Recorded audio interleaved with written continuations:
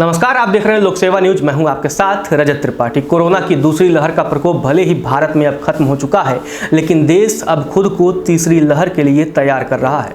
विशेषज्ञों का कहना है कि कोरोना का तीसरी लहर का सबसे ज्यादा खतरा बच्चों को होगा। इसीलिए सरकार पहले से ही सभी सुरक्षा इंतजाम करने में लगी हुई है।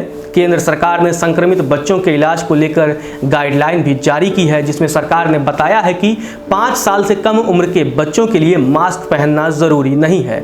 स्वास्थ्य सेवा महानिदेशक ने कहा है कि 6 से 11 साल के बच्चे मास्क पहन सकते हैं, लेकिन सिर्फ माता पिता की देखरेख और डॉक्टर के परामर्श के बाद ही। इसके अलावा DGHS ने कहा है कि मास्क पहनना वयस्कों के लिए भले ही अनिवार्य हो, लेकिन 5 साल से कम उम्र के बच्चों के लिए यह जरूरी नहीं है।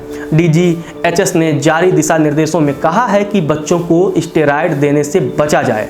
साथ ही यह भी कहा गया है कि बच्चों की शारीरिक क्षमता का आकलन करने के लिए 6 मिनट का वॉक लेने की सलाह भी दी गई है। गाइडलाइन में रेमडेसिविर के इस्तेमाल से भी बचने की सलाह दी गई है।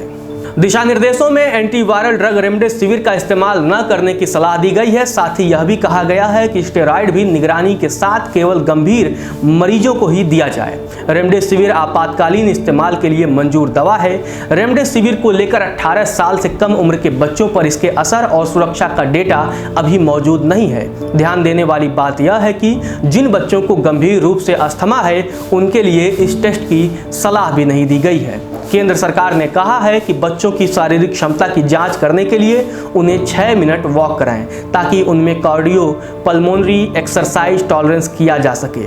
बच्चों के अंगुली में पल्स ऑक्सीमीटर लगाकर उनसे 6 मिनट वॉक करने के लिए कहा जाए। अगर इस दौरान उनका ऑक्सीजन लेवल 94% से नीचे आता है, 3-4% गिरता है या सांस लेने में दिक्कत देखी जाती है, तो उसी के आधार पर बच्चों को अस्पताल में भर्ती कराया जाना चाहिए। स्वास्थ्य मंत्रालय ने कहा है कि बच्चों के मामले में CT स्कैन की सलाह भी दी गई है। हालांकि साथ ही यह भी कहा गया है कि हाई रेजोल्यूशन CT को सोच समझकर ही इस्तेमाल किया जाना चाहिए। ध्यान देने वाली बात यह है कि जिन बच्चों को गंभीर रूप से अस्थमा है, उनके लिए इस टेस्ट की यानी कोरोना टेस्ट की सलाह नहीं दी गई है। केंद्र सरकार के दिशा निर्देशों में कहा गया है कि अगर बच्चे में कोरोना की बीमारी गंभीर हो गई है, तो ऑक्सीजन की थेरेपी तुरंत ही शुरू कर देनी चाहिए। फिलहाल के लिए इतना ही। आप देखते रहिए लोक सेवा न्यूज।